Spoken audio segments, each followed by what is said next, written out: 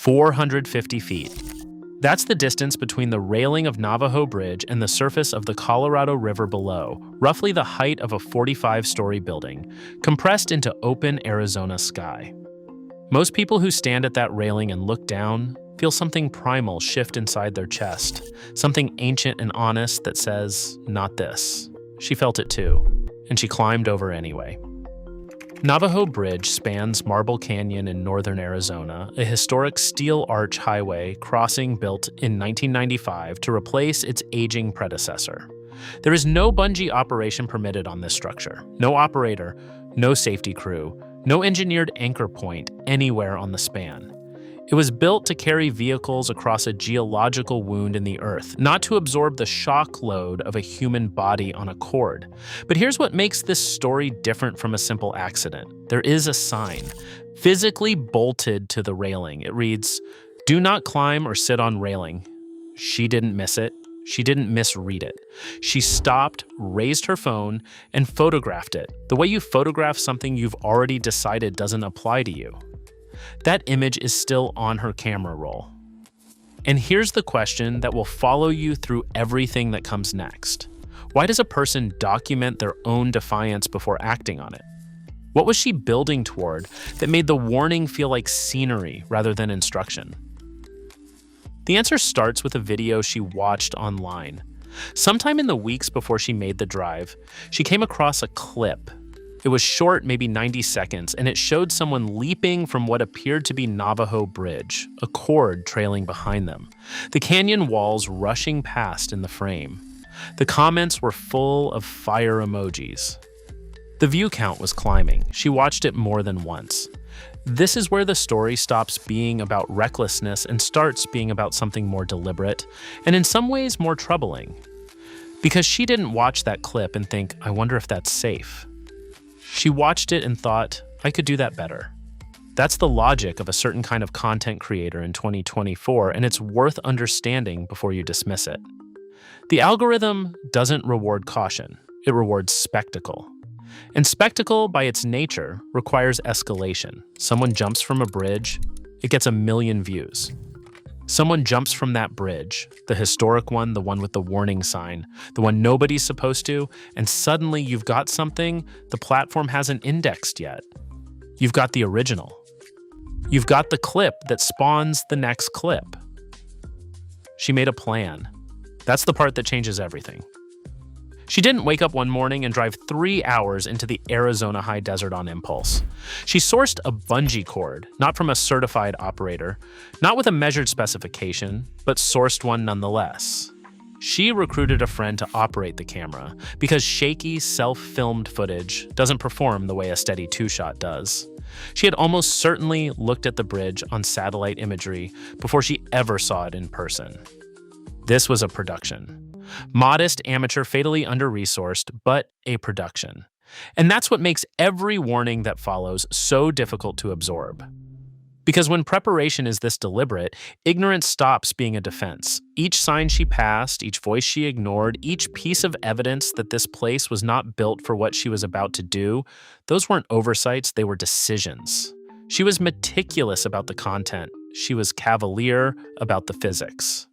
But here's what the clip she saw online didn't show her, what Navajo Bridge actually is, and what it has never been.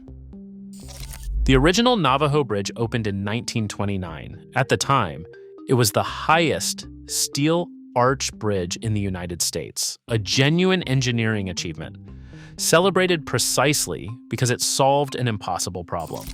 The Colorado River had carved Marble Canyon into a 470-foot geological barrier, and the bridge was the answer, not an invitation, a crossing. The 1995 replacement span carries Highway 89A today. The original structure, decommissioned from vehicle traffic, became a pedestrian walkway, a place to stand, to look down, to feel that ancient honesty in your chest and walk back to solid ground. Neither span was designed with vertical drop loads in mind, not even close. The railing you'd grip while looking over the edge was engineered as a safety barrier, a thing to keep people from falling, not a platform to launch from. The steel was never stress tested for the sudden, violent shock of a human body at the end of a cord. That's not a technicality, that's physics. Here's what a legitimate commercial bungee operation actually requires: a licensed operator with documented safety certifications, an anchor point engineered specifically for vertical shock load, not borrowed from existing infrastructure, but designed and load tested for this exact purpose. A cord measured precisely to the jumper's weight and the span's clearance, with a safety margin calculated down to the foot. A trained crew of at least 3. On-site emergency protocols and communication with nearby medical services. Proximity to those services matters because when something goes wrong at a commercial site, the margin between incident and fatality is often measured in response minutes. There has never been a permitted bungee operation at Navajo Bridge, not one. The site has no anchor infrastructure, there is no crew station, there is no protocol because no authority has ever sanctioned one. She had a cord she'd sourced herself, a friend with a phone, and a location she recognized from a 90-second clip. Set those two lists side by side. The gap between them isn't a minor oversight in planning. It's the entire distance between a controlled jump and a fall. She knew the bridge wasn't a jump site. She'd done enough research to find the clip, source a cord, and make the drive. Which means the warnings she was about to encounter weren't new information. They were obstacles. The first obstacle had a face. She hadn't hired a guide, and that choice wasn't accidental. A guide means expertise. Expertise means an assessment. An assessment at Navajo Bridge with a consumer cord and no permit means exactly one outcome. You're not doing this. So she skipped the guide entirely and brought someone she trusted. Someone who knew her. Someone who, when she said hold the camera steady, would hold the camera steady. But trust cuts both ways. Standing at the rail, looking down at 470 feet of open air, the friend felt something shift. Not panic, nothing that dramatic. More like the slow accumulation of details that don't add up. The height, the absence of any crew. The cord coiled on the concrete that nobody had measured against anything.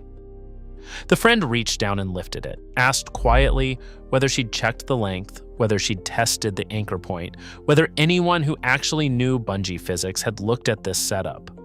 The questions were waved off. It's fine, I've done my research. That's the moment, right there. Not because the friend was wrong, the friend was completely right, but because the question was asked in the register of someone who doesn't want conflict more than they want an answer.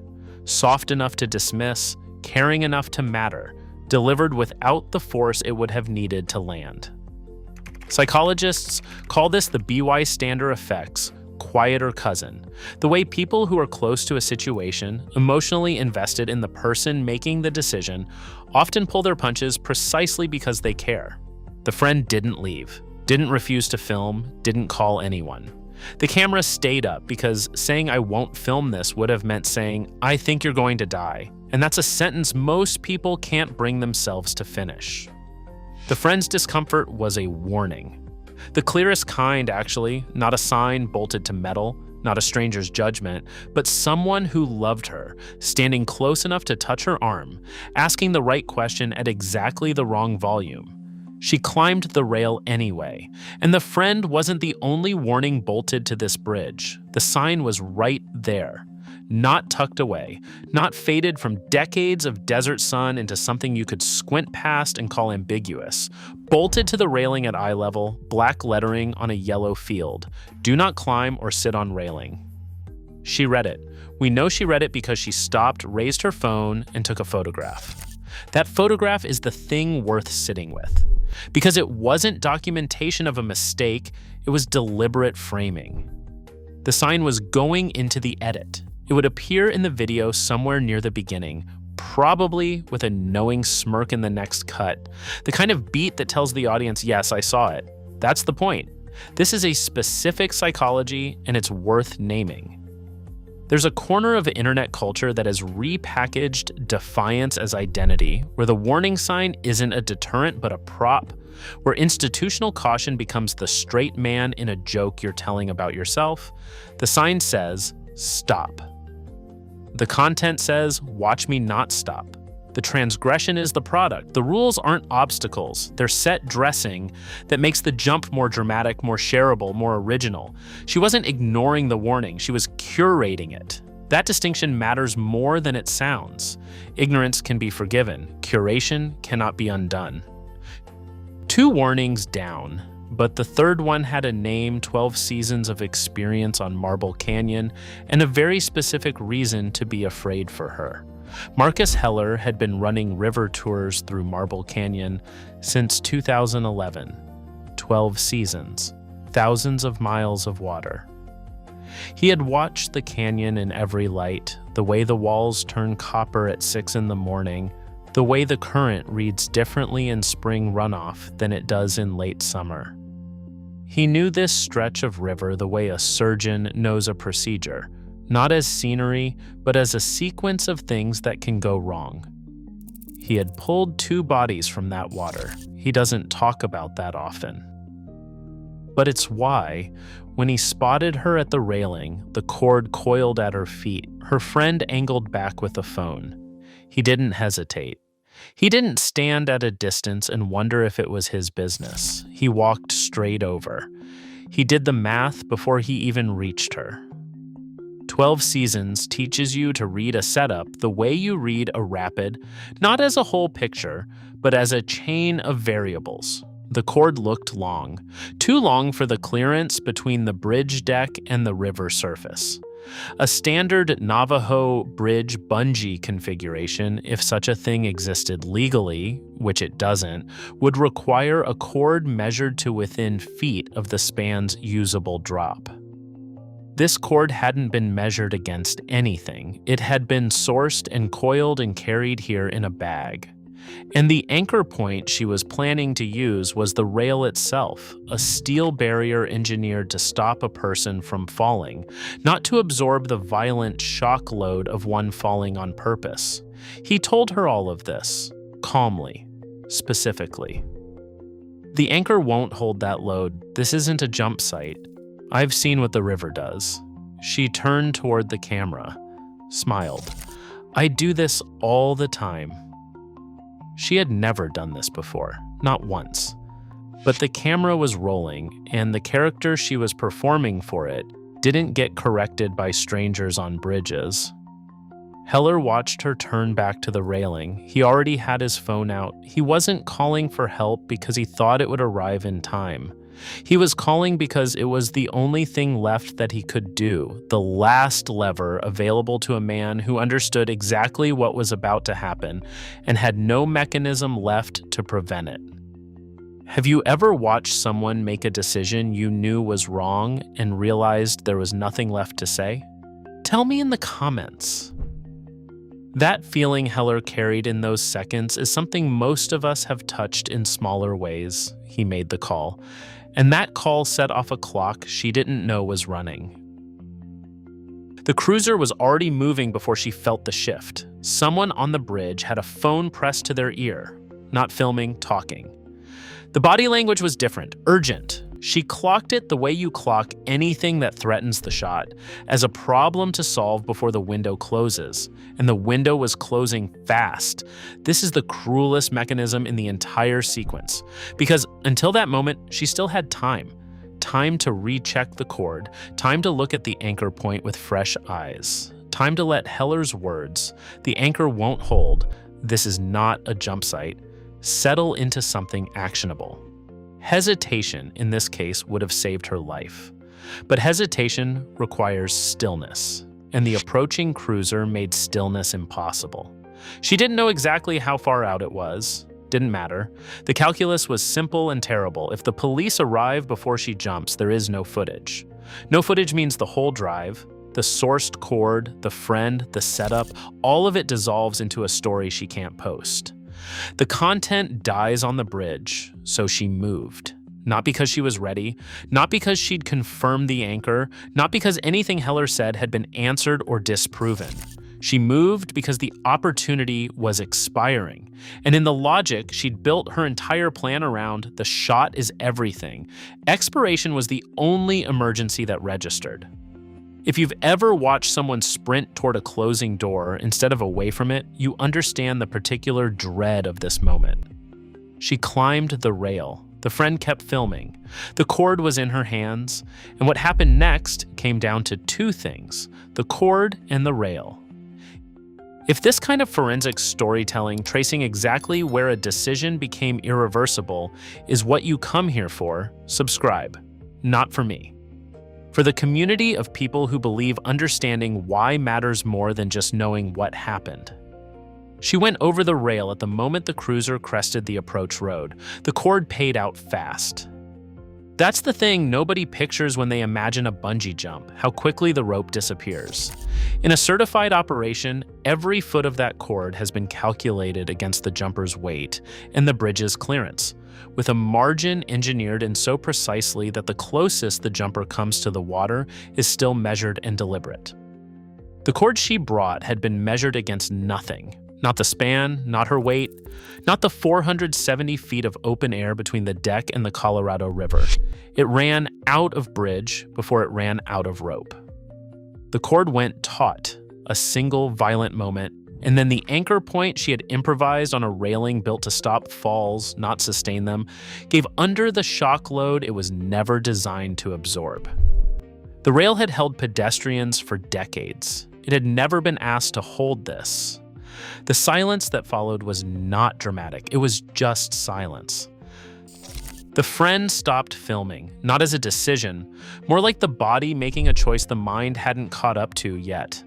The camera lowered. The canyon was exactly as it had always been, vast, indifferent, copper-walled, ancient. Heller was still on the bridge. He didn't move toward the rail. He already knew what he would see, and he had seen enough of this river to know that looking wouldn't change it. He stayed on the phone. His voice, witnesses later said, was very quiet and very steady, the voice of someone who had already done their grieving in the 30 seconds before she jumped. The cord she brought had been measured against nothing, not her weight, not the span's clearance, not the 470 feet of open air between the deck and the Colorado River. A certified commercial operation calibrates the cord to within feet, accounting for dynamic load, which isn't just the jumper's weight, but several times that figure, because a body in freefall hits the end of a cord with forces the static number never captures. Get that calculation wrong by 10 feet and the margin disappears entirely. She had no operator, no liability certification, no anchor point load tested for shock force, just a railing engineered to stop people from falling, not to sustain the violent physics of someone falling on purpose. No trained crew at the jump point or the catch zone, no emergency medical access within any defined response window. No communication with local authorities until Heller made that call, and by then, the clock was already running. A legitimate operation requires every item on that list, not most of them, all of them. Navajo Bridge has none of these things, not because of an oversight, not because the paperwork lapsed or the permit expired, because the bridge was never a jump site, it was a crossing. The canyon below it is a wilderness corridor. The gap between what she needed and what she had isn't a technicality, it's the entire story. She knew none of this was in place, which is why the first person to try to stop her wasn't a stranger, it was someone who came with her. And that brings us back to where this started, 470 feet, and something ancient and honest in your chest that says not this. That instinct exists for a reason. It's not timidity, it's not the algorithm's enemy, it's the accumulated wisdom of every human being who has ever stood at a height and understood, without needing to be told, that the distance between the railing and the river is not a canvas, it's a consequence. She felt it. The friend felt it. Heller felt it on her behalf, with 12 seasons of river knowledge pressing down on every word he said. The warning wasn't the sign bolted to the railing. The warning was the feeling she had before she climbed over it. The same feeling you'd have. The same feeling most people honor without ever needing to explain why. She documented her defiance, curated the danger, and performed certainty for a camera, while every honest signal available to her was pointing in the opposite direction. 470 feet. The number hasn't changed. The bridge hasn't changed. What always changes, is whether the person standing at that railing decides the feeling in their chest is information or just noise to edit around.